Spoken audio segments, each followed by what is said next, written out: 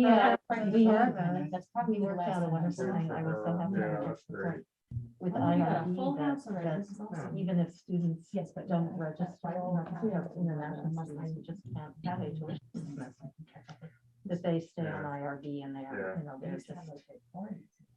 just informally keep track of who's registered who, because otherwise it was just. We severed IRB approvals and continuity from registration. I mean, I have to say, the administration will just say, it's okay, that's reasonable. Well, David will. David will. When he retires. Yeah, it's true. He's claiming it. He's the last basket of reason in the administration. So I know. You don't like it? No, I like him. I love him. Without him, I still. No, without him, it's going to be efficiency. Wait, efficiency, inefficiency of efficiency. If you understand what I mean, where people imagine systems that don't actually work for people. Analytics, right? It's going to be lots of numbers. Yeah, but it's also going to be like, here's the policy, and then the EOs are going to have to spend all of our time saying why it's a dumb idea, which we have done repeatedly over the last year. Like, just stop. Our job now is, oh, you have a new idea. You want a financial toolbox that we're all going to contribute to. Hello, maybe you would like to mute the room while we're waiting? Thank you. That's a good idea. Why would we want to do that? Well, the issue, the owl, we can mute it from the owl, but it might have a little. The owl. I wouldn't. We have a, the webcam is mic, that's how they're able to participate. This is a device that participant to. That's how. Where's the front? This So is happening from basically, here, it's when you guys are here. Three seats seem to be for you. Hello.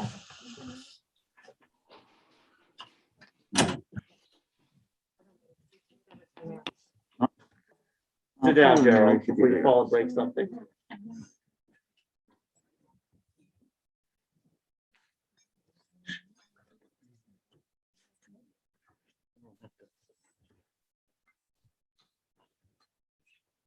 Printed this out. It would have been easy.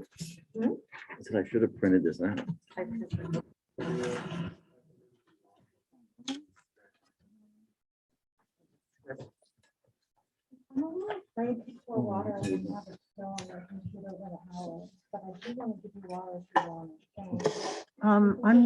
think I'm gonna try and go confuse them. So I'm fine with water. Yeah. Are we muted now, Ellen? I did not mute us. Because we applied. No, I think we shouldn't be muted.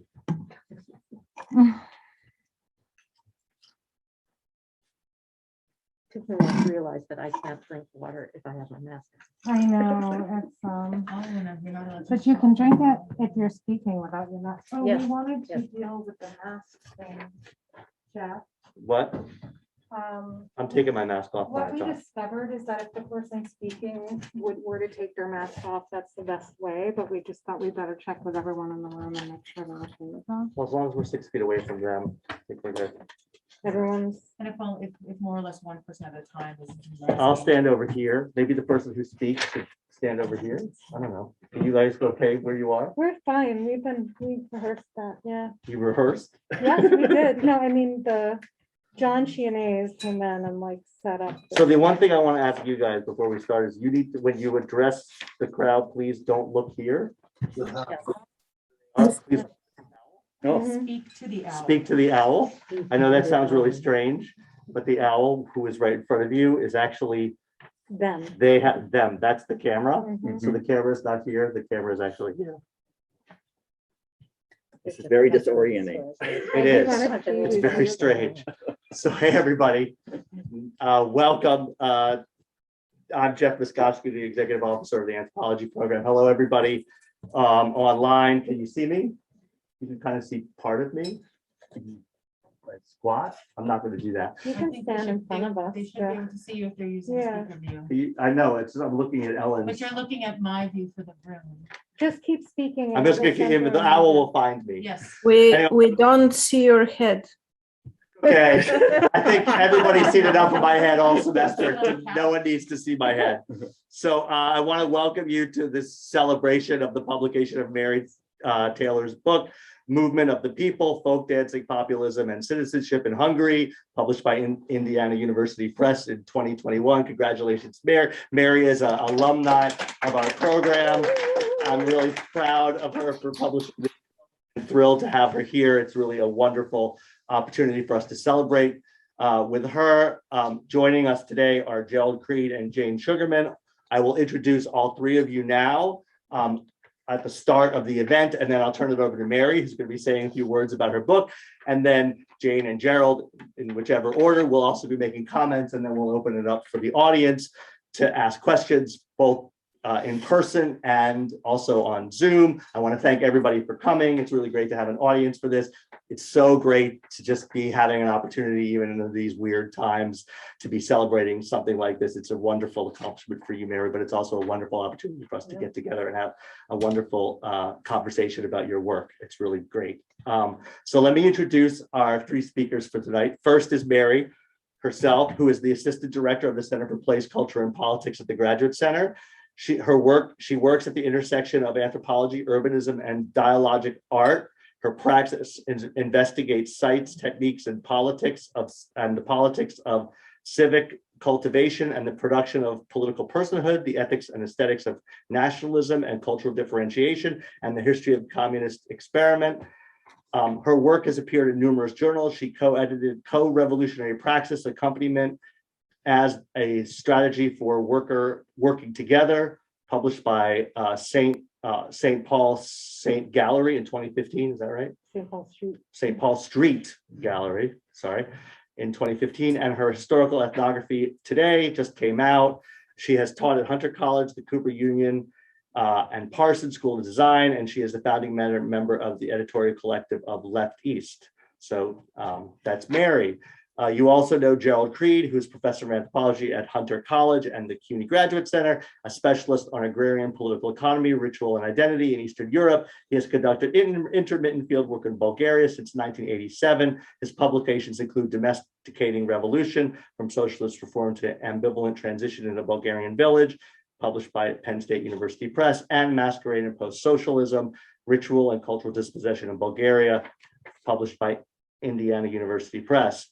Finally, we have Jane Sugarman joining us. She is a professor of music at the Graduate Center and director and DEO of the program in ethnomusicology here. She is the author of Engendering Song, Singing and Subjectivity in Prespa Albanian Weddings, published by the University of Chicago Press in 1997, as well as numerous articles on music and dance in and from Eastern Europe as they relate to gender and sexuality, class, nation, diaspora, and states of conflict. She is currently completing a book on Kosovo-Albanian musical production in the socialist and post-socialist periods as it relates to the marginalized status of Albanians with a succession of political entities. So this seems like really interesting work, and maybe we'll hear a little bit about it today. But it's wonderful to have Jane joining us here in Anthropology. I consider her a very close friend of our program, and we've worked together on several issues, so it's great to have Jane here. It's great also to have Gerald, former EO of the program, with us as well. So Mary, let me turn it over to you, and we'd like to hear about your book and tell us a little bit about why you wrote it and what you wanted to do with it. And also, I want to do something illegal now. Technically, programs are not allowed to advertise the publications of any faculty in the building because we are exploiting students. So if any of you are students, this is not a suggestion that you should buy this book as a student because that would be illegal and coercive. This is a CUNY policy. However, I would like to encourage everybody. This is Mary's wonderful book, and we have a few copies of it here. And if you want to buy one, I don't know, something might happen for you that would allow you to have such a transaction. But if you don't feel comfortable violating a CUNY policy, we can also make it available to you in other ways. But this is the book. It is here. We have 5 copies of it. I just want to show everybody. Can everybody see the book online? It's a great looking book. Great content of the book. Turn it over to you, Mary. Thank you, Jeff. first would like to thank you, Jeff, for inviting me to have this. I think you originally said book party, and we are trying our best at making this a festive event. And I'd like to thank Ellen and Kenya and Thayer and Joseph and many other people who did all of the behind the scenes and are continuing to do the behind the scenes labor, which is actually quite a lot for these high flex events. So thank you all very much. It's really nice to return to the department that I graduated from to present this book, which is based on my dissertation of years ago. I kind of requested of my two editors that I not give talk about my book. Of that, what we're going to do is first, with Thayer's help, we're going to view just a few videos, and then I'll take a couple of minutes to just contextualize those videos, and then I'll hand things over to Gerald, who will you a bit more to the book. So Thayer, I think we can try this experiment and hope that it works okay.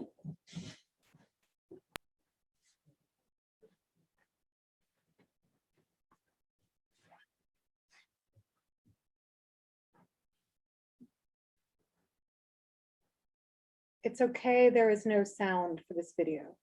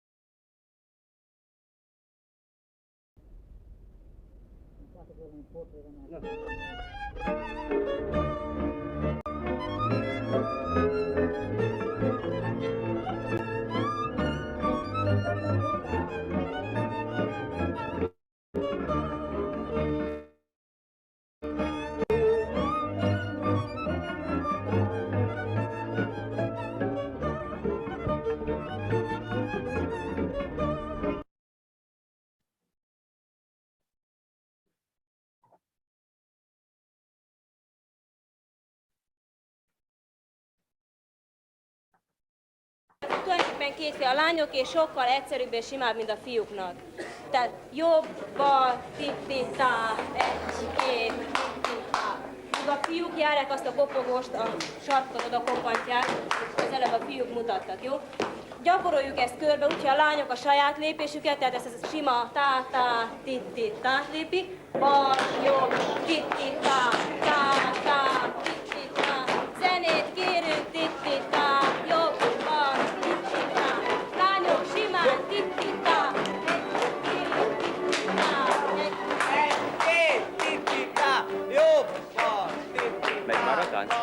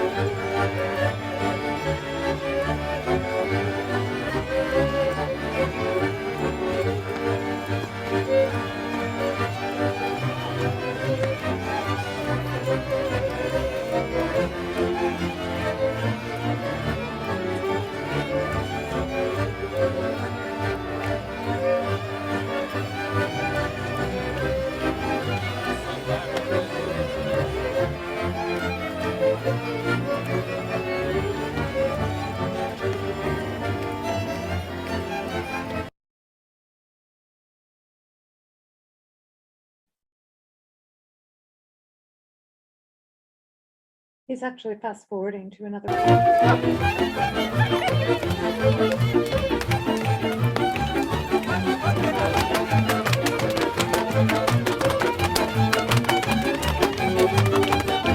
Hey, ho!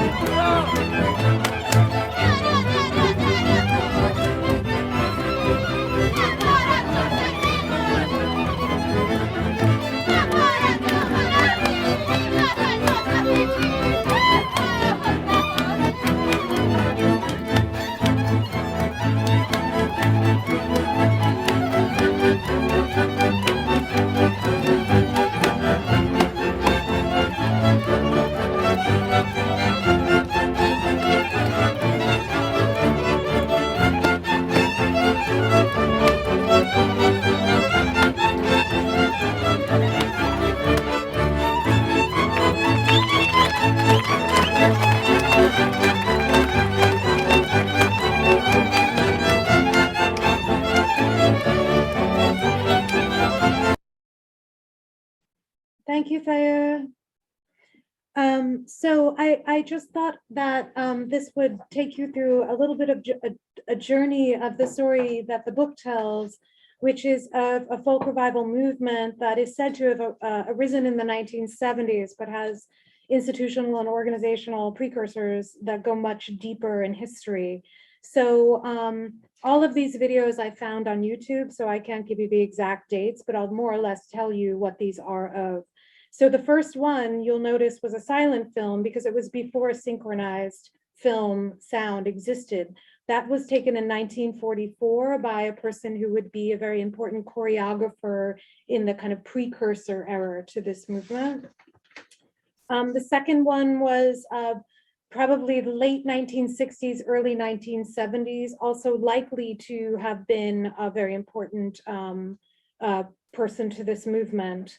The third one is of the actual revival that is the kind of ethnographic core of this book, but before my research that was in 2004, 2005, that would have been around the mid-1970s. And that's already, you can see the revival as such when the people are practicing dance, they're being taught to dance there in that footage. The next one is of a band that was also would have hosted that event in the earlier video with one of the band members dancing on stage. That was that one. The following one is a dance house as it came to be known, the social site where this dancing happens in 1992.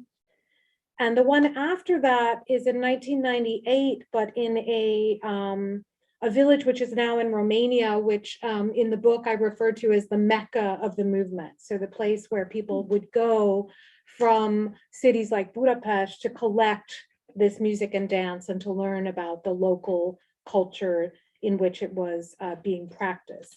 And the last one, 2014 already sounds like a long time ago, but it's virtually the present in terms of what you might see. You still see these other indoor events. So this is a kind of new phenomenon of the dance house flash mob, but it relies on that many people being familiar with the idioms that you could have an event like that and people would show up and dance somewhat spontaneously like that. So that's all I'm going to say. I'm going to hand things over to Gerald now. And thank you, Gerald, for being willing to speak about my book in my stead. You might regret it. Asking me because what you asked for. First off, I want to say it's a pleasure to help launch this book. And I want to start with our second Jeff's hearty congratulations to Mary for seeing it through. And making it available to a broader audience. So I'd like to start by perhaps taking some lessons from the fact that it has been published.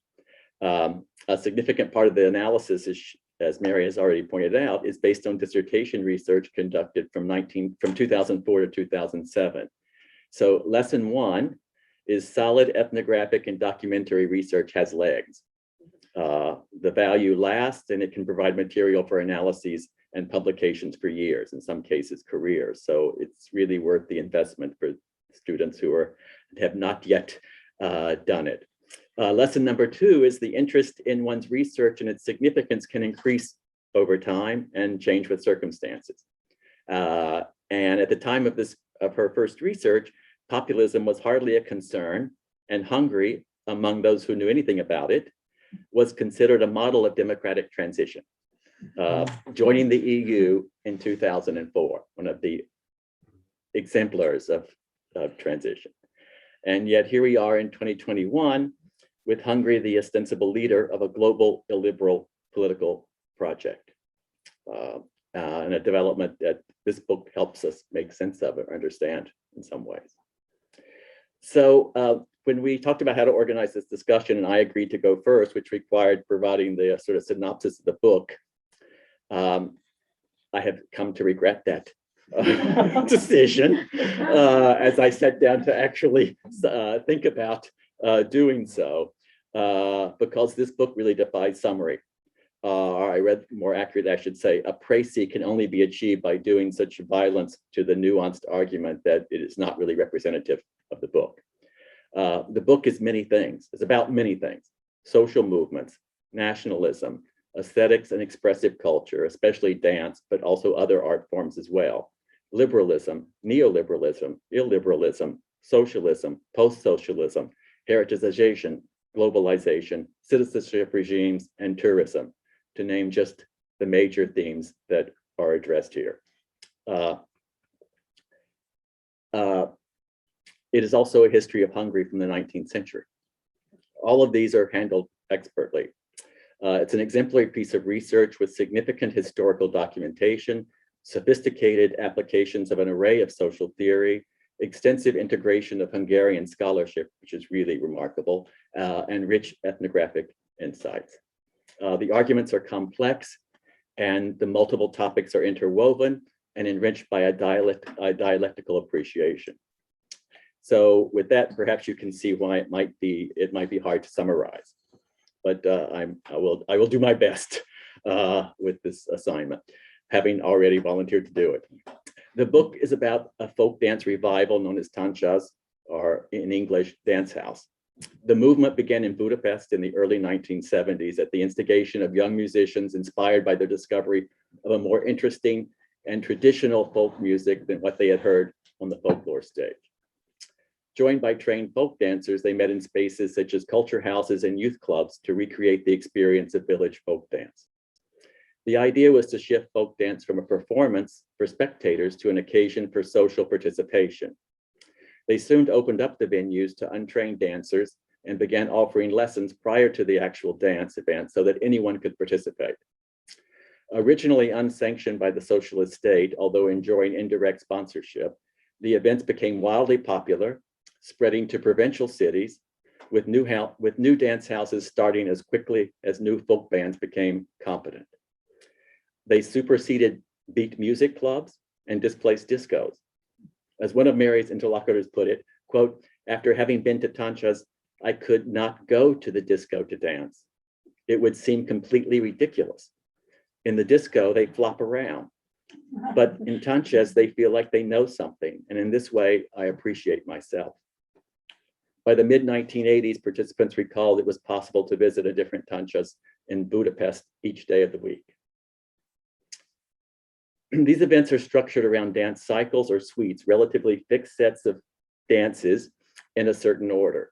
Each cycle is adopted from a particular village or area. So the revival required organizers and participants to have knowledge of folk dances from numerous villages.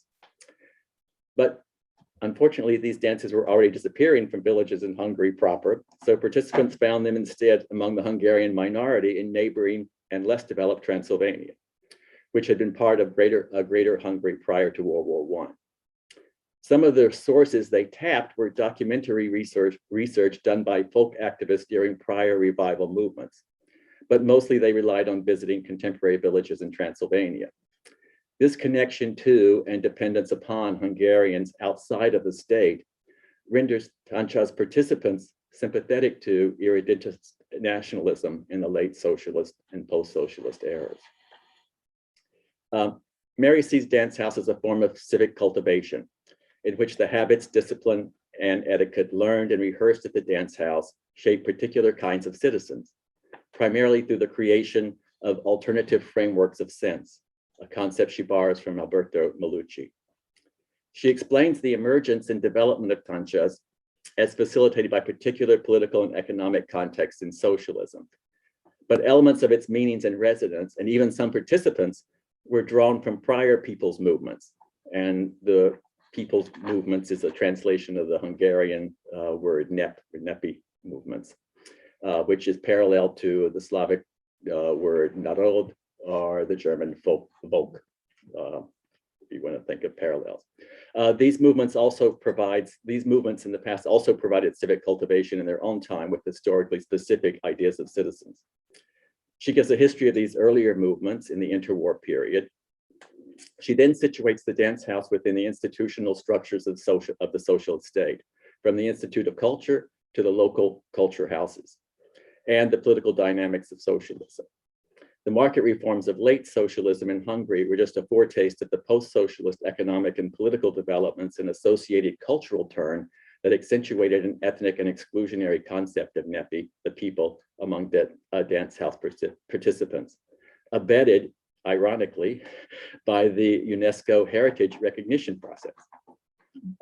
She also points out particular events, moments of danger in Benjamin's term, when the otherwise ostensibly apolitical dance house participants were catapulted into political concerns and activities, mostly around issues of Hungarians in Transylvania. So the link she suggests between the form and material practice of the dance house and the internalization or practice of particular values, which reinforces a framework of sense among practitioners, I think is best illustrated by her own experience. So here I'll quote. From the time I began as a novice táncház goer, I have undergone a transformation. While at first the music meant nothing to me except for Hungarian music, now my body responds upon hearing music with visceral knowledge of the corresponding dance. I respond by summoning up not simply the appropriate dance, but also the name of the region or village from which it originates. I associate these dances with my trips to Transylvania and with particular villages on the map of Greater Hungary. Through process of self-cultivation, of learning folk dance as mother tongue, I also came to experience rural Transylvania as source of Hungarianness and a Hungarian folk culture. Mary presents this as a story of a socialist era folk revival and its post-socialist transformations, for which she provides significant historical contextualization, dating back to the 19th century.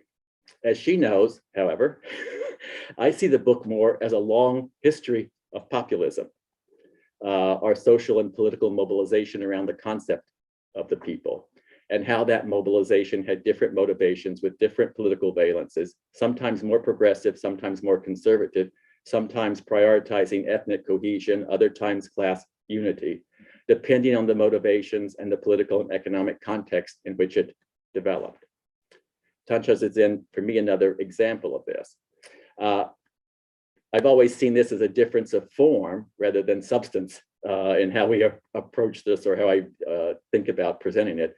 But I detected a possible challenge to my view of it when I read, and I'll quote, while táncház too is referred to as a nepi movement, translating it into English as populist, as we would its interwar predecessors, is difficult. To equate táncház with the political platforms of agrarian populists of the interwar period or with the politicians and parties being called populist today is to lose sight of important details. For me, those details distinctions confirm your argument about how the political and economic context shapes the character and content of cultural movements. So my first question is, if we actually specify the details that you're concerned getting lost in distinctions and account for the differences as you do, is it still inappropriate to think of táncház as a populist movement, or as an example of this, of this kind of different manifestations that I'm talking about. So moving to my other questions that I'll sort of leave you with. From the context of Bulgaria, of course, it's how I view everything. It was really hard to imagine that there were people without village folk dance experience and knowledge. It was like, how does this need to be revived? And that difference speaks to the greater and earlier urbanization of Hungary. In some ways, Bulgaria was much similar to the situation you described for Transylvania, where the folk dance was more vital still in the countryside. But yet then you talk about having actual examples of táncház in the Romanian, in the Transylvanian villages. And so I was thinking, can you say more about that, specifically how one has a revival where it is still vital? Are the possible tensions or contradictions of having a folk revival event in a location where the revivalists are actually going to get their materials? Did that contradiction emerge at all? Next, you make really good use of Partha Chatterjee's distinction between the political and the spiritual spheres to describe the impacts of various movements, which arena they intended to operate in and which they eschew. And it seems to map nicely onto the distinctions your historical subjects made about their experiences and objectives. But I've always been a bit uneasy about this distinction because of how easy it is to slip from the concept of the spiritual to the essential. And I don't see any of that slippage in your analysis, but I was just wondering if you sense the same danger at all for either the analyst or the interlocutor in terms of thinking about these as spiritual and how that easily slips back into thinking about it as something essential. I was just captivated by the socialist competitions that you talked about. Is that the way? And the folk version, which is called Fly Peacock. I don't know why, but that's how it translates. Which were held, sponsored by the socialist state. They were held in local culture houses, and the finals of these contests were broadcast on television. And the finalists were judged by two juries: the professional jury, which awarded the prize, and the audience there who could vote on their preferences. And it just struck me, so this is like American Idol and The Voice are, so you think you can dance. I was like, there was a socialist precursor, and is there any connection here that we need to trace out? So it seems to be adapted. It seems to have had a new life, that same model. You note that participants don't necessarily see it as a movement, rather they see it as a love of folk dance.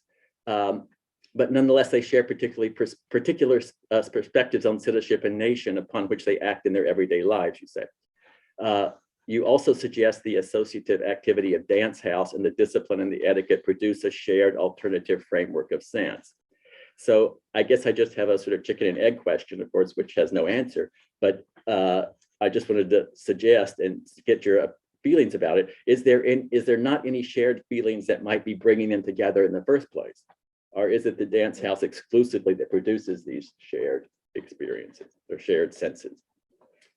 And again, from a Bulgarian perspective, where most folk dances are group dances, it was surprising that most táncház dances are couple dances or single dances. And I just wondered if there's something about couple dancing that makes it particularly effective at the kind of cultivation you're talking about that's distinctive from the group dances more common that I know about in Bulgaria. And finally, just a final comment is I found the discussion of anti-Semitic comments by participants fascinating, especially the idea that while the comments themselves were not prescribed, contesting them was off limits because any sort of disagreement was seen as politicizing, which was inappropriate in the dance hall, in the dance house. And I was just wondering if contrary comments, perhaps anti-Hungarian comments, would go uncontested as well for the same reason. And those are my 5 questions. I really enjoyed rereading and reading the more recent additions to the analysis. Thanks. Thank you, Gerald. Jane, I guess, well, right, you'll Yeah, okay, present I and can then go I next. can comment on I, that. I had the chicken and the egg question. That's a sort of unending question in ethnomusicology. Well, first of all, I should say a little bit about myself. I'm an ethnomusicologist, so and I've worked pretty much overwhelmingly in the former Yugoslavia with ethnic Albanians who were the largest minority in the socialist period. But I also have some experience. My MA thesis was on Bulgarian music, and I've also had some experience with Albania, which means 3 completely different socialist systems. And I actually remember the beginnings of this movement in the 70s. I bought some of the earliest LPs. And something that Mary doesn't go into it, but táncház is going on still in the United States, both among Hungarian immigrants and just among sort of hobbyists who are interested in it. So if you go on YouTube, you can see there's a táncház flash mob in front of the Metropolitan Museum from just a couple of years ago. So the táncház phenomenon is, it is very much a revival, and I think it's really unique in Eastern Europe. And partly for the reason that Gerald brought up, which is that in many parts of Eastern Europe, there isn't enough historical distance between this rural folklore and contemporary urban life for something to be revived. I think there has to be at least a generation or 2 of removal from the village among an urban population to be able to appreciate the village enough to have a revival. Because as you go south in Eastern Europe into the area that Gerald and I work in, people are still in a way very embarrassed about the village. People don't even want to admit that they're a village background, and there's still a great deal of prejudice against being a villager. So I think the kind of revival that táncház represents is almost unique in the area. The only other similar thing was the Pokrovsky ensemble in Russia, which was similarly a group of folklorists and ethnographers and intellectuals who started going to Russian villages and sort of apprenticing themselves and learning how to perform the singing and the dancing. But they never then developed it into a larger movement. It was simply one ensemble performing that material. So despite how unique it is, I really think that there's a framework that she provides that's very helpful for thinking about cultural activities in the socialist period that works for a lot of the different countries. And I want to echo something that Gerald said, which is she did a tremendous amount of work just reading through Hungarian sources. Hungarians are kind of prolific researchers, and there's a lot of very small scale studies of individual organizations and individual historical periods in Hungarian that she has synthesized into this study. And so some of the things that I found really interesting were these formulations of the Hungarian scholars. So one is a kind of periodization of the socialist period in terms of cultural affairs. First of all, right after World War II, when these countries became socialist, they all very much emulated the Soviet ensembles. And so folklore was presented on stage in a very highly choreographed balletic sort of way, emulating groups like the Moiseev ensemble or the Piatnitsky ensemble. And it's very clear that there was just a direct imitation of these Soviet ensembles. And by then the mid 60s or so, 2 things were happening, I think. People just found this presentation of folklore to be kind of too stultifying. It was I think a lot of people were just not pleased by how static it was, the fact that there were these set choreographies that were done the same way every time. And it was so far removed from what the folklore was like. And so I think part of what táncház was just a reaction to that kind of Soviet model. But the other thing was, and Mary brings this out, is that there was a kind of baby boomer generation all over Eastern Europe, children who were born right after World War II. And they started to really make demands on these socialist governments I think the main thing that they wanted rock and roll. And they were really pushing the government. They were challenging these governments to come up with a way to allow it in some form. And so a couple of things happened because of that. One was that there was a kind of turn to folklore in many of the countries of Eastern Europe. So in this same period, the National Folk Festival was founded in Bulgaria, the Populism Festival. A very similar festival was founded in Albania. And in those two countries, this was very top down. This was the government deciding, we're going to promote folk music, we're going to involve villagers, we're going to put them up on a stage doing their own folklore. But in other areas, you had things like the Pokrovsky ensemble. You had various ways in which folklore emerged as a sort of antidote or counter move to the influx of Western popular music. So in Yugoslavia, in Kosovo, where I've done most of my work, it's really clear that the folklore was being introduced to counter the rock music, and especially in Albania, where rock music was forbidden. But the other thing that happened was this generation somehow got the socialist governments to allow them a little bit more autonomy to create their own cultural forms. And so both the rock groups and something like táncház were, in a sense, much more grassroots than it would have been possible to be in earlier decades. And so they were taking a much more active role in shaping cultural life. And then the other thing I found really interesting was in the 80s, the beginning of economic crisis and inflation in all of these countries, and then opening up to market forces in various ways. This is where Hungary becomes similar to Yugoslavia. I think it's probably the Warsaw Pact country that was most similar, and the rise of second economies and gray markets and all of these things. So I just want to say what I think what the main contributions are. I really think this is a terrific book. I'm going to be teaching a seminar on music, politics, and society in Southeastern Europe next semester, and I have to sign this because it covers so much territory. One thing is Mary's choice to focus on what she calls associational life. And I have to say, when I started reading it, I thought, now, just what does she mean by associational life? But Hungary, which was becoming an industrialized, urbanized country in the 19th century, in this whole period of nation building during the latter half of the 19th century, there were just a great many kinds of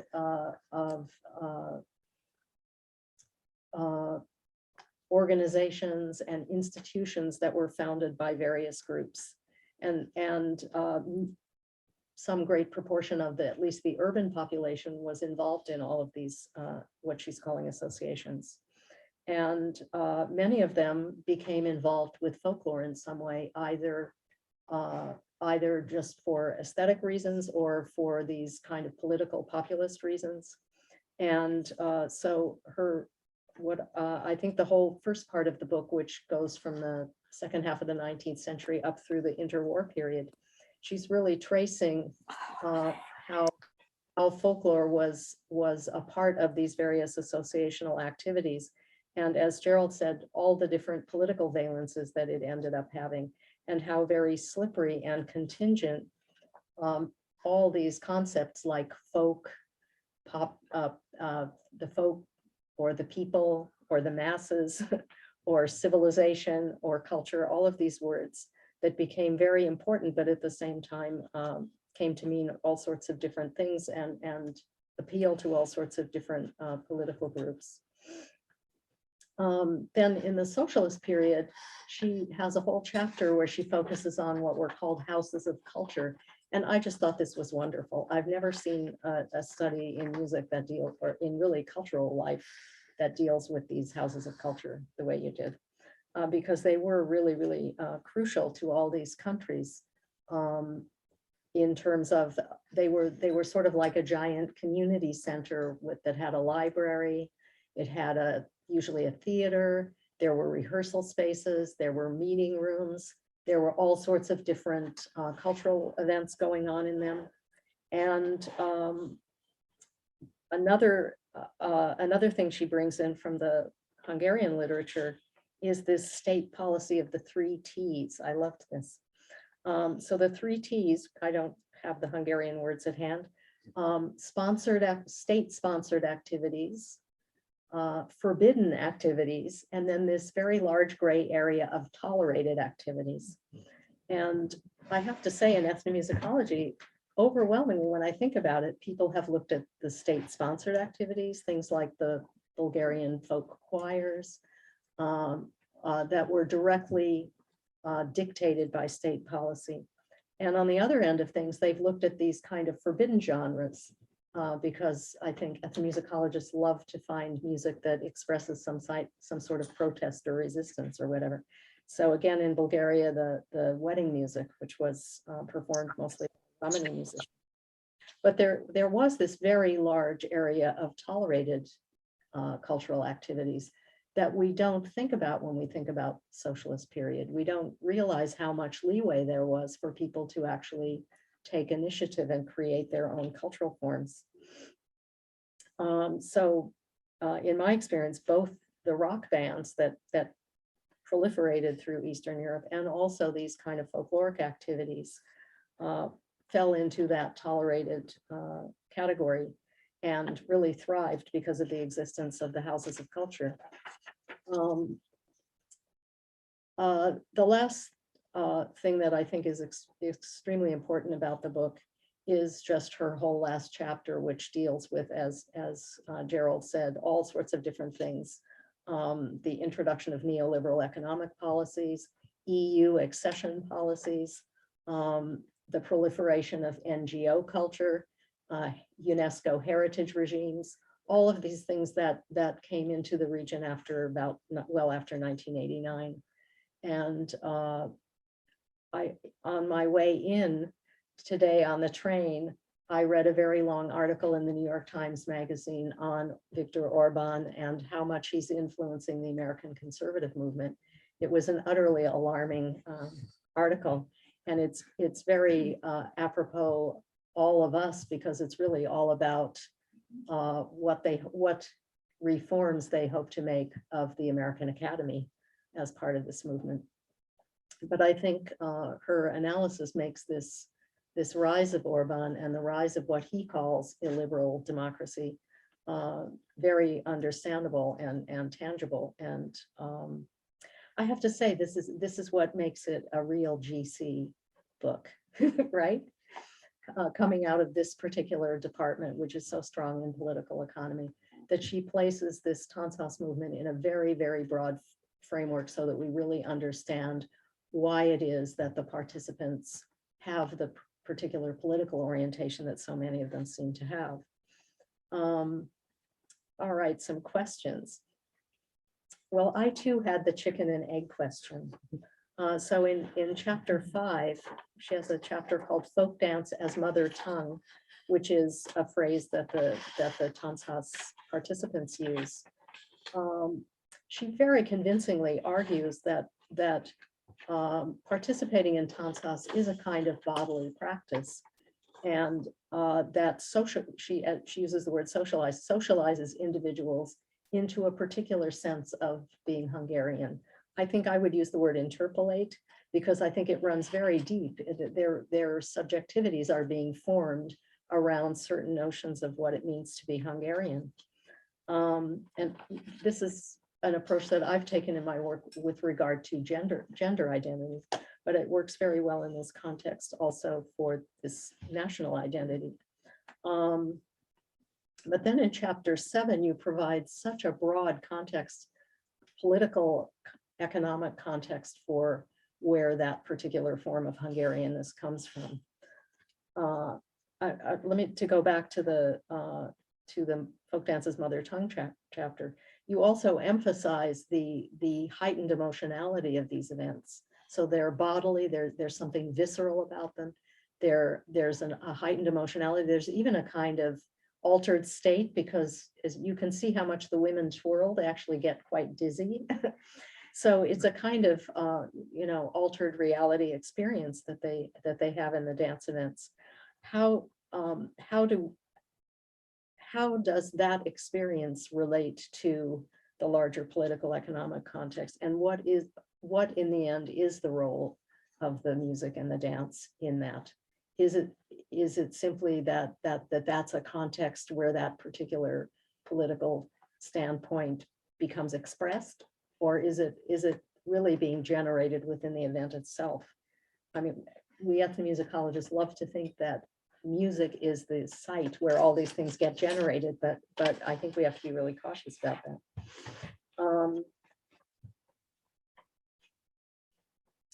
I'm interested in what you know of the first generation, the folks who founded the táncház movement, where they stood politically. What were their motivations for getting involved? Because I suspect they were quite different. I suspect many of them came from a kind of avant-garde artistic background. And so there was something aesthetically appealing about this folklore. And I'm just also, you see them with their long hair and their bell-bottom trousers. They're clearly partaking of the kind of 60s ethos. So, and also how they related to the beat music folks. I don't have much of a sense of the demographics of the táncház participants. You know, who are they? What social class do they represent? What type of education have they had? What kinds of occupations are they involved in? And how does that relate to the originators of the táncház movement? And then, since there were these kind of two youth cultures at the time, táncház and the rock scene, did they overlap? Were they complementary? Were they rival groups? Was there a kind of schismogenesis where they caused some kind of societal polarization, which is what happened in Kosovo, actually.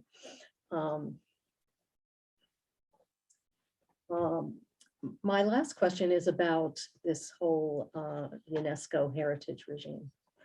And I think Mary does a really fine job of examining what it means to have these UNESCO intangible cultural heritage designations, and the way that countries need to package their national culture in particular forms, and draw lines or draw borders around it so that each genre is distinctive and different from neighboring genres and different from those of countries over the border.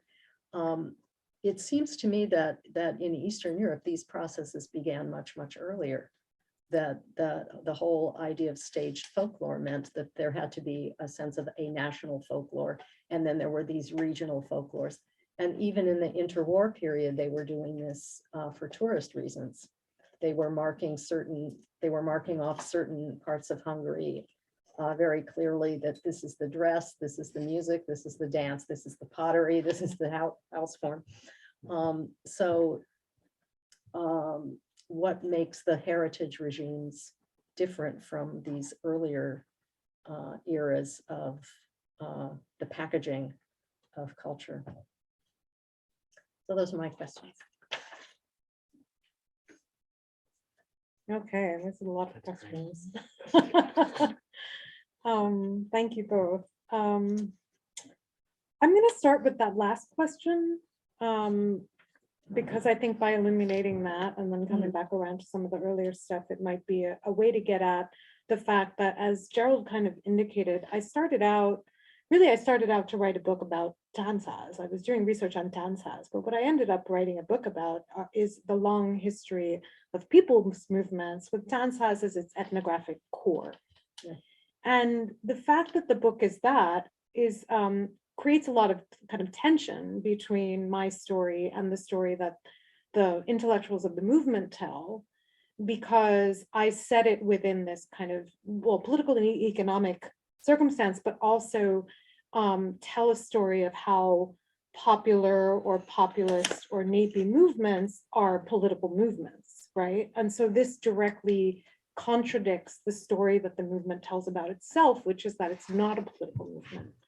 So I just came back from Hungary and the midst of these debates with really respected colleagues who are also scholars of the movement, many of whom are also the originators of the movement. So the heritage thing is an interesting place to start, because the heritage thing, the fact that UNESCO, and not just UNESCO, right, but heritageization processes as such, kind of neoliberal era heritageization processes, which are best maybe exhibited through UNESCO certification, kind of are reproductive of national form of certain kinds. It's not very friendly to the idea of mixing or overlap, because it has to categorize things in certain ways. But the ways in which it categorizes things are very much in line with kind of romantic notions of the nation, right? And that's kind of where the book starts, right? The book starts with the kind of longer history of nation making and the role of these kinds of cultural practices in the kind of reproduction of the nation according to certain notions of what the nation is, and the problems of how the people or the nép, národ, or folk links up with the idea of the nation, right? Because sometimes they're like covalent and sometimes they're different things. And so the book ends up really being about a story about different processes of popular movement or movements for or about the people that actually produce a kind of image or even the body of a particular notion of who the people are vis-a-vis the nation. So I would definitely say that what's happening in kind of UNESCO heritageization is not that much different. But the reason why that chapter is there is because what it does is it shows that story, the idea that the folk revival is somehow producing either the people or the nation or nationalism of various kinds, right? We're all nationalists of some kind because we all live in nation states, most of us, just about all of us. And it is maybe worth saying that of course, UNESCO, the United Nations. And so it is the United Nations. The whole premise of it is you participate as a nation state.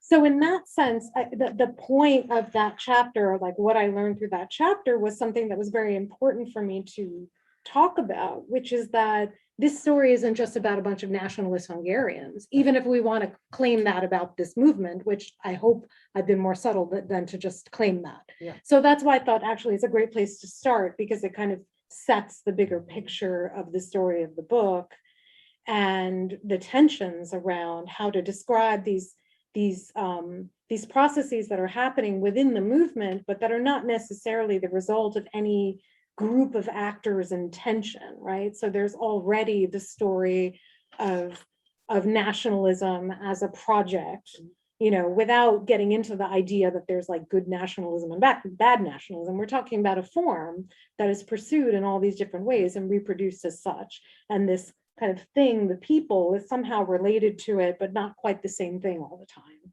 right? And that's also why populism and citizenship show up as different words in the title, because they're also in tension in a way.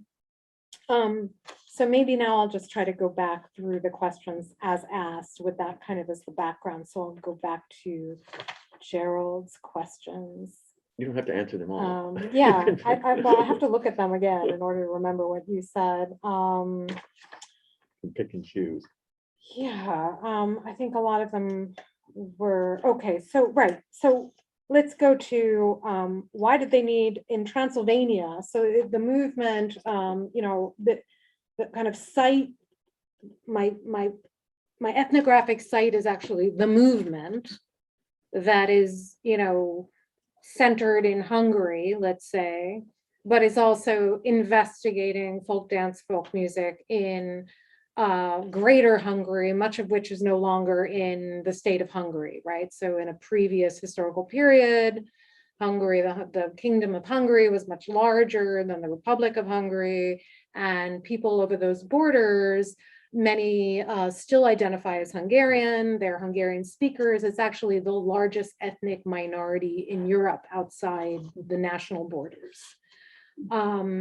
So it's a significant group of people. I talk mainly about the group that's in the state, which is now Romania. That's because that's also where this Mecca is. So the question was, why in the Mecca, the place where the more urbanized Hungarians go to see the real thing and learn it, why do those people need a revival too? That's the question. Transylvania is a lot closer to Bulgaria and Yugoslavia, by the way, in the bigger picture of things, or at least parts of Transylvania. So it's kind of thought to be part of the Balkans in ways that Hungary isn't in many stories. Well, you have the same process of kind of urban-rural relationships, and one of the claims about the specifically socialist city that was made by urbanists was that what was unique about the socialist city was that people commuted to their industrial labor, their place of employment from the countryside. So that's a kind of specific urban characteristic of the region, which is now changing now due to certain kinds of urbanization that are happening now, but that was a kind of rule of the East European socialist city. So you had various kinds of labor migration that predated the socialist period, but then were reproduced or shift in the socialist period. So you did have migrant populations, rural to urban populations. People actually moved to the city. You had other people that commuted on a daily basis or a weekly basis or even like a monthly basis. And so the story, and I say somewhere in the book, I'm not an expert on the Transylvanian dance house movement. It deserves its own story, and there are people that have written on that, people from that movement as well, that they're very tightly tied to the Hungarian movement. I mean, one could claim that they're the same movement, but anyway, so why did they need a revival there? Well, people were losing their roots when they migrated, also going to university towns and so on. But the young urban or not so urban youth in the cities noticed that there were these migrants who would get together and dance like in certain places of the city, and they witnessed that there. So it's not so much wasn't alive, but it was something about that valuing, I think, between like being ashamed to be a peasant and finding peasant forms inspiring, avant-garde, or something worth saving. So the kind of, I think the spatial distance worked similarly to what people claim about the generational difference. I mean, there's also a generational difference, but the spatial difference allowed, and I would say that that's also true, like lots of rural Hungarians too are trying to escape the village, but they might find a certain type of validation in village practices when they get to the city because of these revivals. So that's kind of where we go with that. The Chatterjee distinction between spatial, spiritual and material that he argues about kind of anti-colonial movements having a spiritual movement long before they have a overtly political movement. That slippage from spiritual, kind of inside the cultural to the essential, I think is actually important. And I think I do talk about it, just not in the part where I'm talking about Chatterjee. Because when I talk about, and this is the difference between the way I regard the movement and how many of the intellectuals of the movement regard the movement, is because I'm actually looking at the revivalists rather than the kind of forms or the people that practice the forms. I'm looking at the people who do that. But I'm looking not at the intellectuals of the movement, but the people that go every Friday and dance and hang out, or every Thursday or every day of the week, or also to the camps in Transylvania. I feel the slippage happens there, and this actually addresses a number of your questions. I think is this slippage in the chicken egg question as well.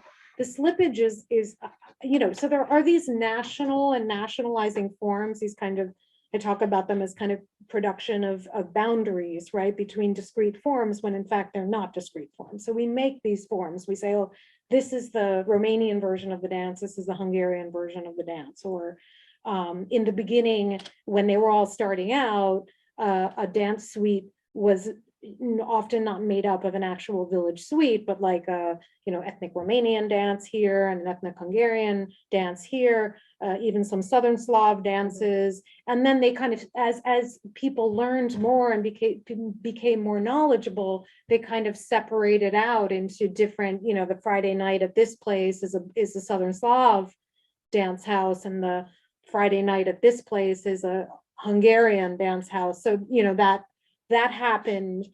So it's not necessarily an impulse of nationalism, but it takes a national form of sorts, you could say. So you have that type of form that's influencing kinds of ways we might speak about things, or the way we might connect them to politics outside the dance. We've had a few drinks, we've danced a bunch, we're sitting around a table talking, right? So that's one of my arguments about the associational space, is that it's a rich environment, associative environment for the things that are going on outside to be brought into an environment that has a lot of formal characteristics. So I don't mean formal in the sense of like everyone's a member of an association, because they're not, but they're people who have agreed to a certain type of etiquette by virtue of agreeing to enter into this form that reproduces tradition. So the way that we relate to one another also has to do with a kind of enactment of that form. Now, something I should bring up, though, is where I'm arguing that's a fertile environment for the political economic environment to enter into this supposedly timeless space. A lot of my colleagues, I was just at, there's the 2-day conference today and tomorrow honoring one of the founders of the Transylvanian dancehouse movements, who is an ethnomusicologist and a musician, and a very important figure in Budapest today in the ethnomusicology scene, they're celebrating his 70th birthday with this 2-day conference, and also celebrating one of his books being translated into English, actually. Pava István. Now I've lost what I was going to say. I was talking about, people at that conference, for example, were using the idea of ritual reversal to argue, in a sense, the opposite of what I'm arguing. And one of the presenters who was speaking, Colin Quigley, was speaking about the kind of potential in this environment for there to be a different type of relationality between the musicians, who, as you know, are largely Roma, so-called gypsies, and the dancers, who are usually members of whichever ethnic group is being played for. Could be a mixed group, but usually it's talked about as one group. And that there's a kind of potentiality of a different type of relationality that's enacted in that space. It's kind of similar to some of the stuff that you argue, Gerald, at times in your work. So that's a very different conception of what's going on there. But if that's happening, then the question would be, how does that play out? How does it actually exit the room or not? So these are two very different arguments that are being made about the same phenomenon, actually. But if I can just point out something, this actually gets into this realm that I'm very ambivalent about, which is affect theory. You know, this idea that individuals experience these highly emotional states that have this potential that escapes discourse, whatever. But it seems to me that it is really important at the Táncház that there are also these discussions that take place. There's a way in which those experiences are getting mediated, they're getting put into discourse in a way, right? Well, I use a very old-fashioned kind of psychological reference, actually, to talk about this kind of theory that was produced in the 70s of misattribution of arousal. And like the famous experiment is like they'd show like, I don't know, photographs of people to somebody, and they would rate them for attraction. and then they would like force the person to like walk over like a rickety bridge. And then they would ask them to rate those people for attractiveness on the other side of the bridge when their heart rate was higher and their like adrenaline was pumping, and they would rate everyone as more sexually attractive. So That's I'm the using, secret. make them walk over that bridge. All right. So, so I use, like, I'm not drawing on some of the very sophisticated stuff that's coming out on affect theory. I actually don't buy a lot of. So I'm using a very kind of Yeah. old-fashioned apparatus to say that if you're in that state and you're also discussing politics and you've also got this kind of apparatus of, you know, saying like, I mean, I'll give an example. I really want to be careful because in my book, I do, when I talk about, for example, anti-Semitic comments in the dance house, I believe that this is a social movement that's lasted for a long time. And it links up with the politics and economics very differently at different times. So the description that I give of 2004 and 2005, I don't want to claim that that's what's happening now because I can't say. And something very different could be happening now if we look at the longer history of the movement. Yeah. So I just want to be explicit about that. But in that moment, right, like I'll just give you some kind of example. Like we were talking about the difference between the group dances of the Balkans and the couple dances of the Hungarians, right? Now, there's plenty of group dances of Hungarians as well. In fact, some of them were in that video of Sake, the Mecca, the people were dancing in fours, right? But there's this distinction that's been codified by these incredible ethnomusicologists and ethnochoreologists who are, world famous for their research. I mean, they're very good researchers. And of course, they produce people like Béla Bartók out of that process, right? Or Zoltán Kodály. Well, he produced them. They actually. produced the process and then, right. He produced them. So, what I mean is that the culture itself and its interests produced him, and then he, of course, reproduced that, right? Now I've forgotten what I was talking about.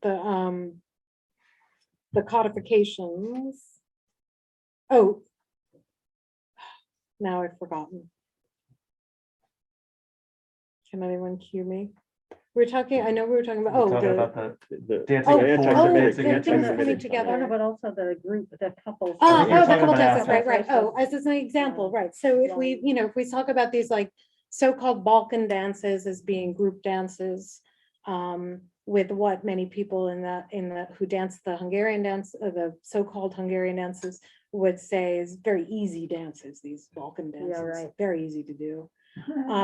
So then you start to enter into a kind of national domain because these are being codified, and we say, well, the Hungarian dances are more complex dances. They're actually a later layer of history. They represent certain kinds of social forms, and they take much more discipline to do. Okay, now I'm kind of aping, someone I had a They're conversation so much more with. evolved because they're couples. Yeah, couple. More evolved, right? So there's all of these things that can start just- you can happening, and imagine when what they're described in a national way, that they start to also then link up to the other things that we're thinking about these nations and their capacities and their level of civilization and the various kinds of ways that we distinguish ourselves from one another. So that's like an example of like, certainly not everybody, there's many people in the room that could also give their opinion on their experience with these things, but that's just an example. That doesn't mean that everyone in the movement thinks that way. That's precisely the point, is that I don't think it's that it's predetermined. I mean, there's always the question of the nation and the nape. I don't think you can get rid of those when you're talking about this story, but what the nation and the nape mean to you and how you piece them together. Like someone could say the people, and they could be talking about all of the different folk from Greater Hungary. But once you start codifying them out into their, national forms, then it's hard to also think about them as one people.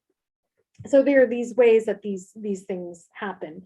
But that's to speak to the question of like when, can you call the dance house populist. And maybe that's a good place for me to stop and see if we have other things to say. But I think that that's another debate that I'm having with the intellectuals, because their own intellectuals who were part of the earlier populist movement said it in that history, but it's not the habit of the intellectuals of today to set it in that history. And why that is, I don't know. It's not that they don't know that history. They revere this scholar that I'm drawing on, but he too, well,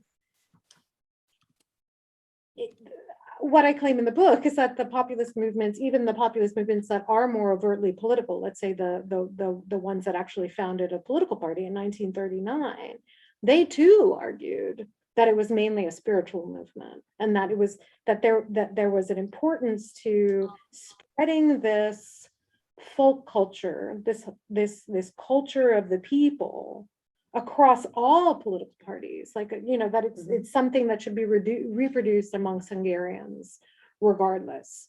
And there you have a very broad kind of political scope, but you have a national scope, right?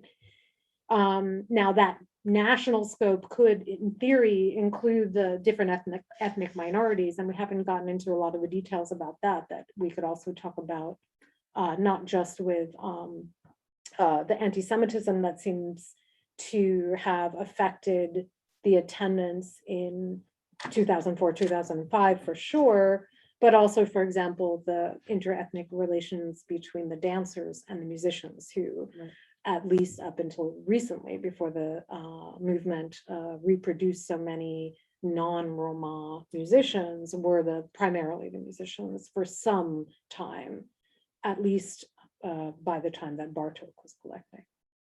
There actually, I'm reminded that I think it was Múzikás, but one of the táncház musical groups actually collected from Romani musicians the pre-World War II Jewish repertoire.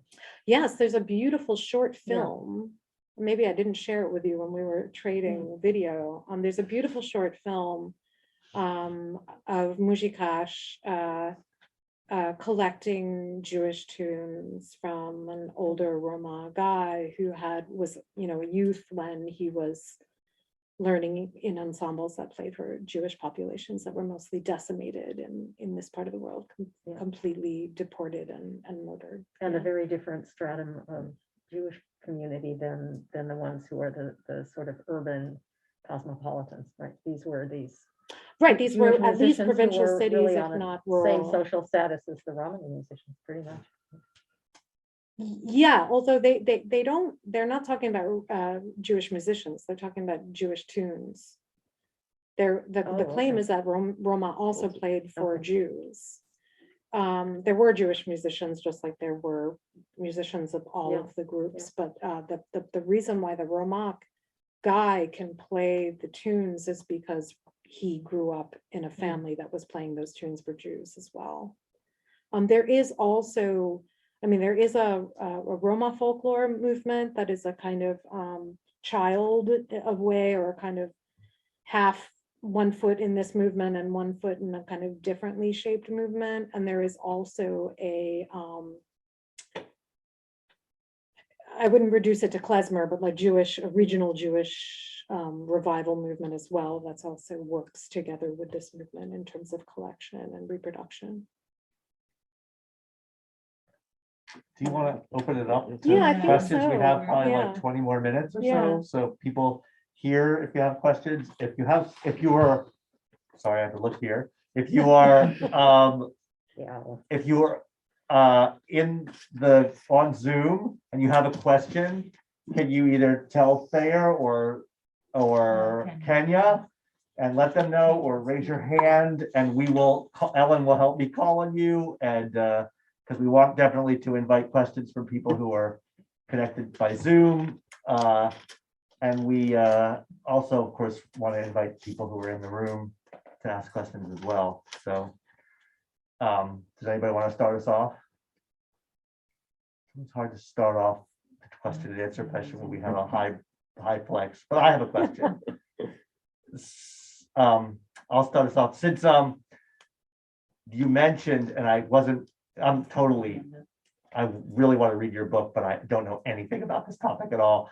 So I was wondering if what the sex and gender, if there's a sex and gender story here that you might want to tell us about a little bit, that, is there a way that couples, that what constitutes a couple changes over time, and how that family idea of coupleness relates to the family, which relates to the nation, may change over time, and how a particular kind of dance form, a cultural form, may change with respect to the couple as opposed to the group or the individual. And I noticed that the individuals who were dancing were men.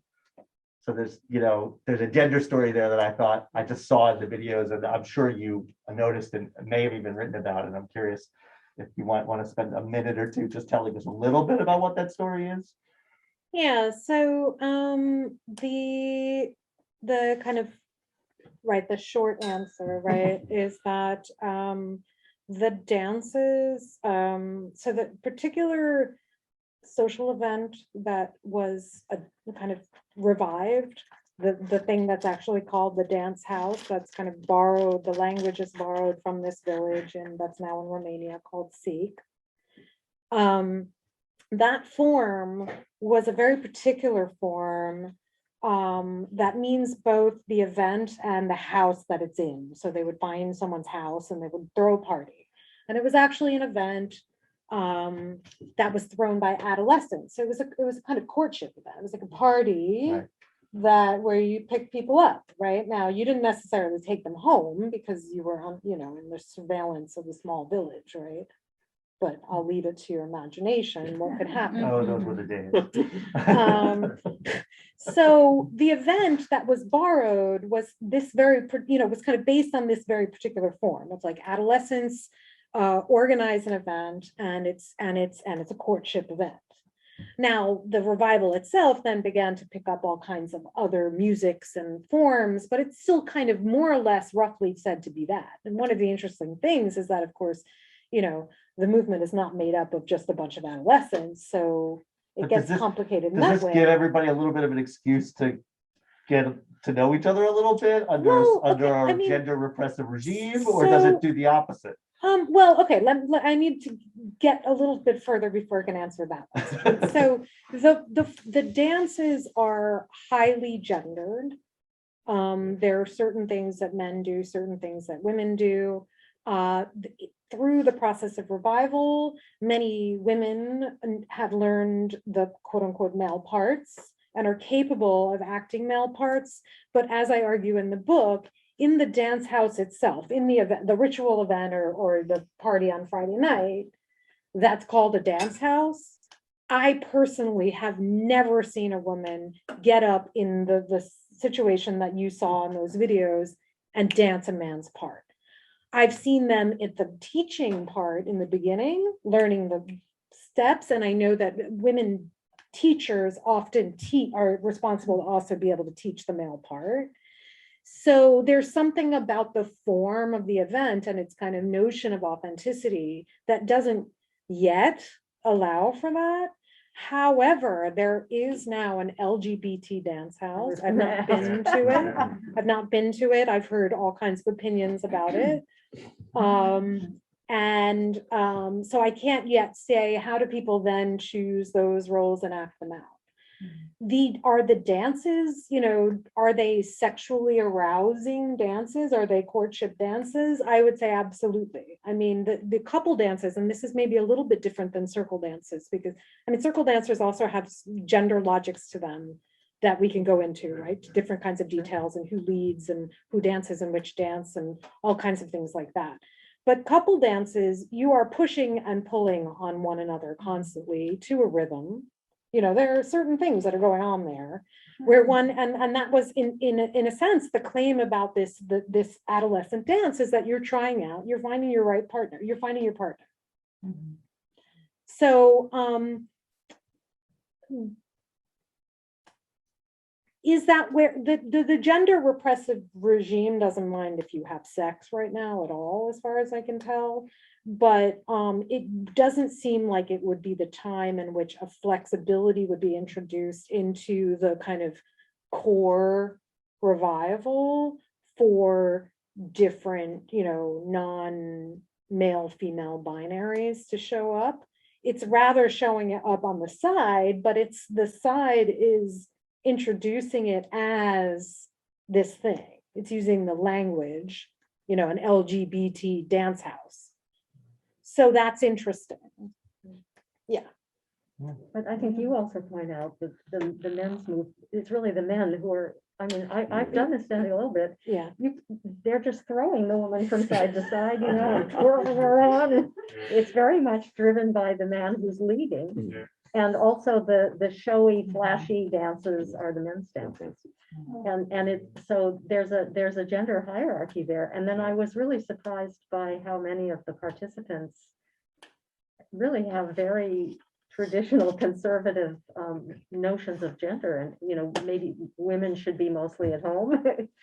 They're skeptical about women entering the workforce.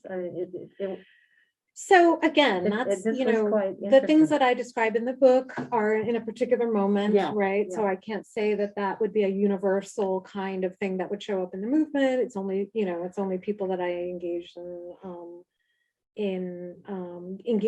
happen to be in the environment with, whereas the movement's always much broader. But anecdotally, yeah, there were certainly cases where you could see kind of along the lines of a lot of good research that's been done, a certain kind of gender ideology being produced or reproduced in the movement in that way. But you will also find people, again, a number of the intellectuals of the movement would say, yeah, well, if you were to dance this other dance, you wouldn't say that the men are, more important than the women, or, and then many women will say, I think that the women's role is equally complex as the man's, it's just different, but certainly, right, in a kind of broad sense. And I would say the way in which it gets carried into the everyday practices of the movement are that, and I talk about in the book, actually, the kind of tension between the male part being performed for an audience versus the male part being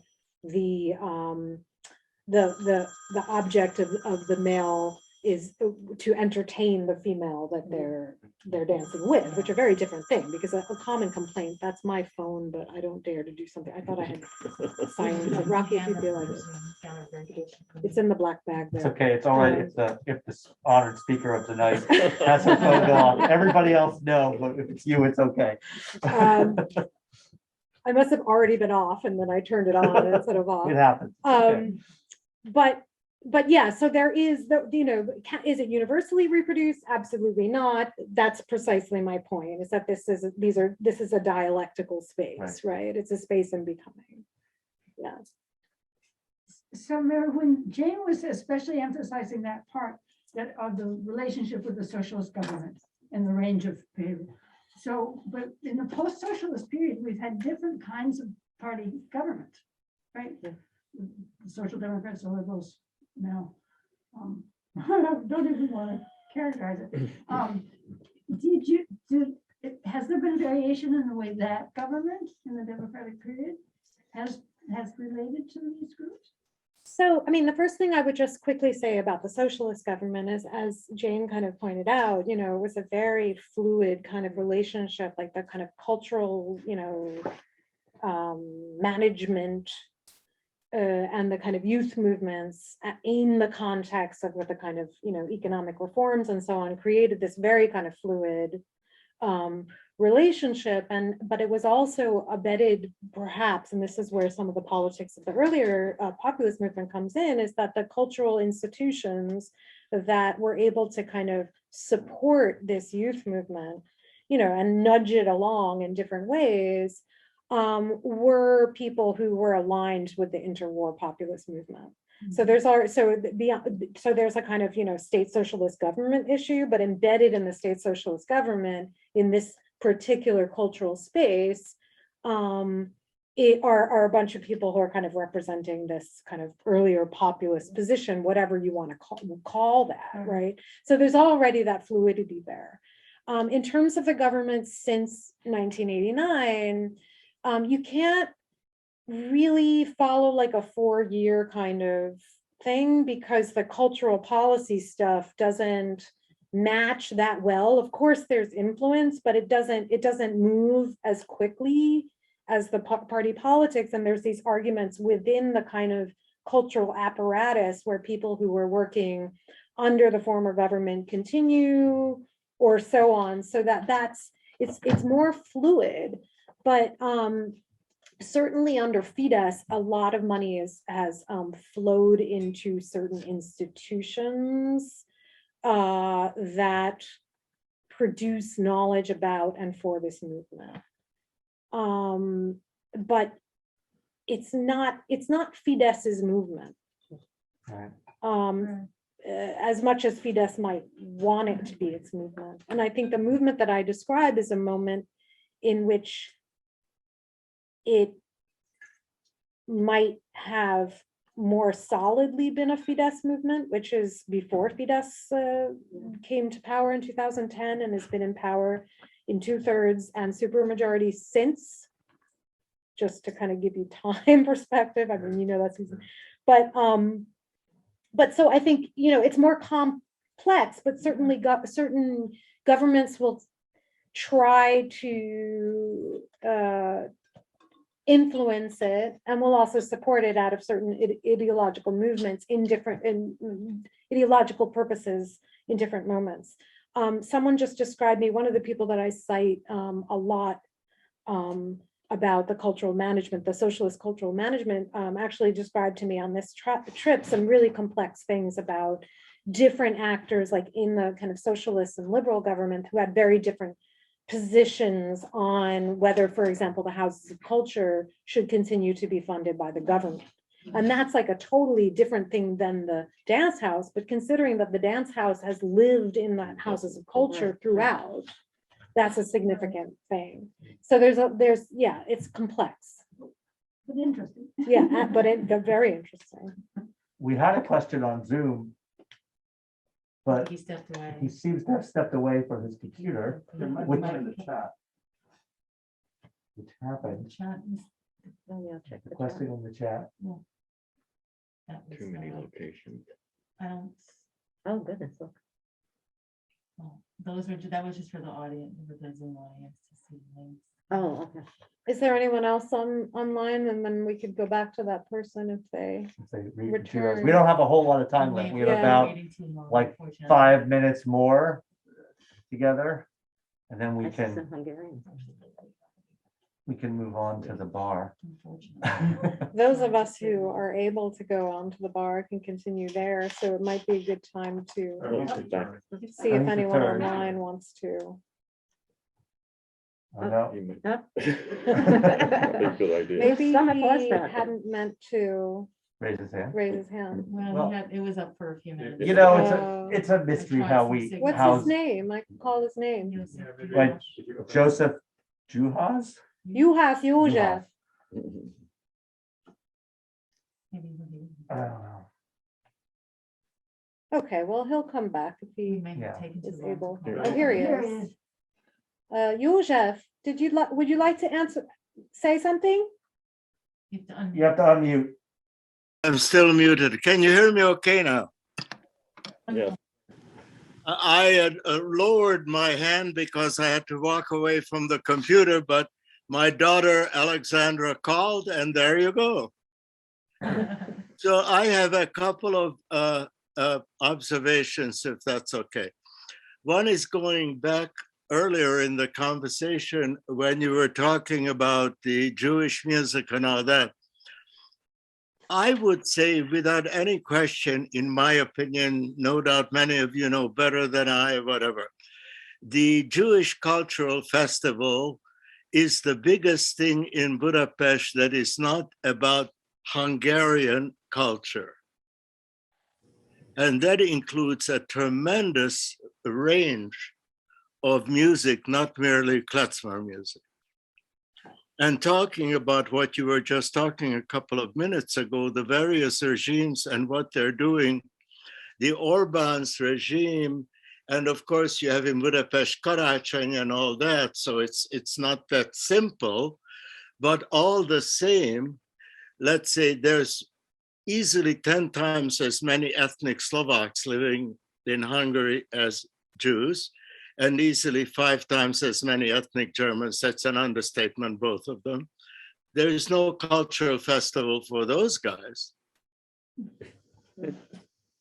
So whether it's in the countryside or not, where the Slovaks and the Germans, Germanic ethnic Germans, the Swabians, live in villages, they don't get a Swabian festival. They don't get a Slovak festival. They get a Hungarian festival. Yeah. So this is something quite intriguing to me. And then going to where you were when I lowered my head. Well, Budapest certainly, and some of the cities have easily a 200-year history of semi-underground LGBTQ everything. Very few places were second to Budapest in that respect. And some of the larger cities as well.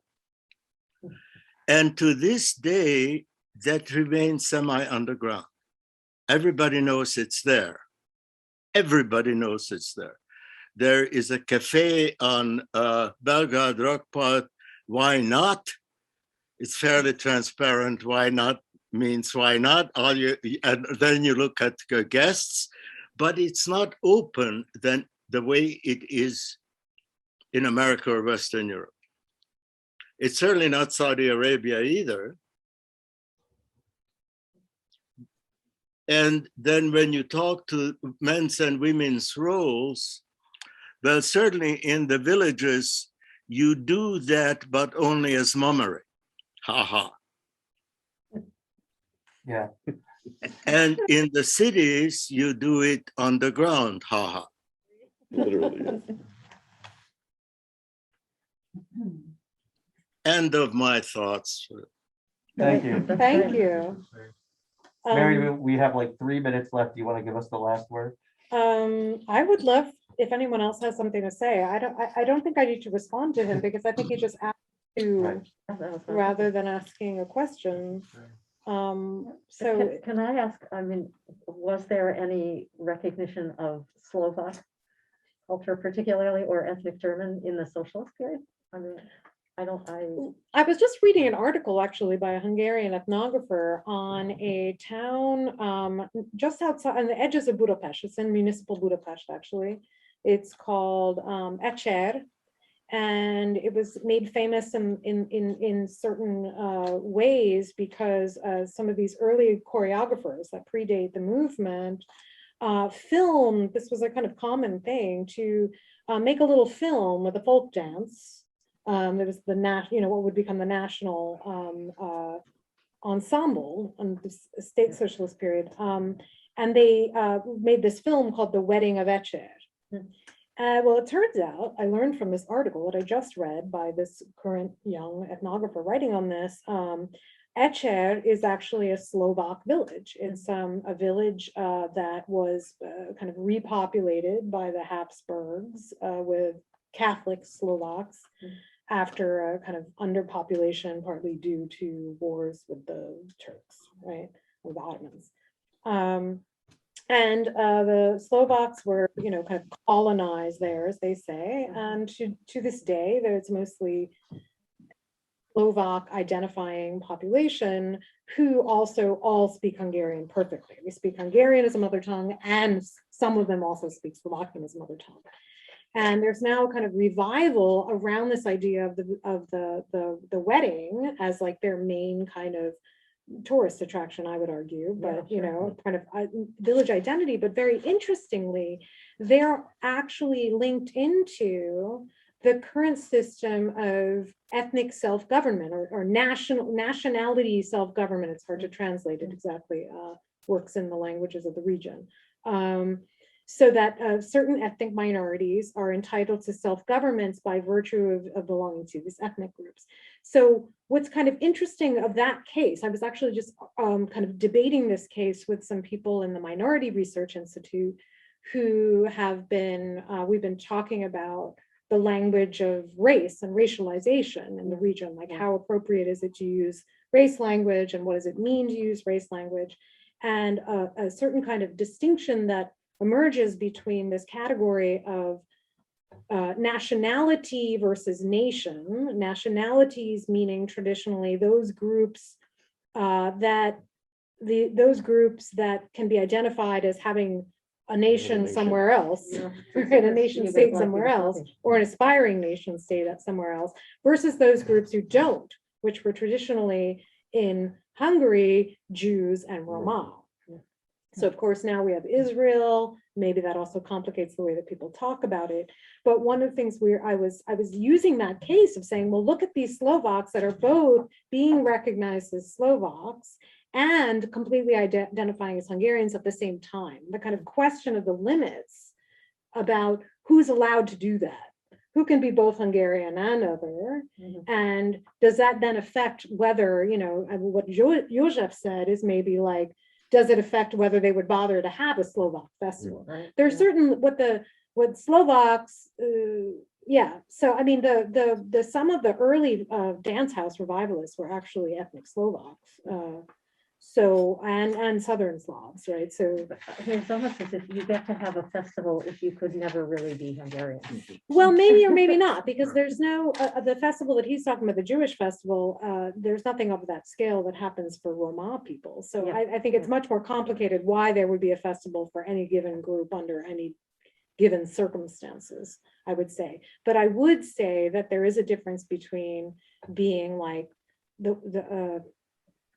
there is this question of who is both and versus just either or something like that in the construction of the nation, as well as the construction of the nape of the people, like who gets to belong. And that's part of what the book became about, was that story of how that picture is constructed at different moments and why. And the Hungarians in Transylvania also. And the Hungarians in Transylvania. They're not even truly Are they Hungarian, Romanians? Are they Hungarians? Are they Hungarian Romanians? Or are they Transylvanians? These are categories. So they go to them debated. for authority on folk dance, but when they come to Hungary, they're marginalized and considered migrant workers. Right. Yeah. Well, we have to stop, unfortunately. I think we could go on. I'd like to invite everybody to join Mary to continue the conversation at Under the Volcano, which is our become the anthropology program bar of choice this term. It's on 36th Street, right around the corner between Fifth Avenue and Madison on the south side of the street. Nice, hospitable place. You're required to have a vaccine card to get in. So it's a little bit safer than other places that don't card. So please bring your vaccine card or proof of vaccine. Go in there. I know that some of you who are online are too far away to make it, but if you are close by, please join us there. I also want to remind everybody, we're going to have a department party at the same place on the 17th. Is that right, Ellen? December 17th? Is that a Friday? Friday, December 17th, 4:30 at Under the Volcano. Alumni, friends of the program, and students and faculty and staff, everybody's invited. So if you're here, you're welcome to join us there, and the program will be buying you a drink. So I'll see you all there, but I want to return and congratulate Mary once again.